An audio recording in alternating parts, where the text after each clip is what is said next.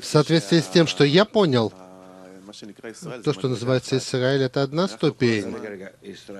Минуточку, минуточку. Израиль — это не ступень, Израиль — это точка. Точка. Тот стремится узнать, в чем смысл жизни, какова тайна жизни, каков источник жизни. То есть у кого есть внутренняя связь между ним и высшей силой, и только эта связь, конечно, он ее не представляет себе, но связь имеется. Он называется прямо к Творцу, Яшар-Кель. У него есть это устремление к Творцу. Но это сила не его. Это точка, которая дана ему выше, точка, данная свыше. Кроме этого ничего нет. Кроме этого у него и не будет ничего.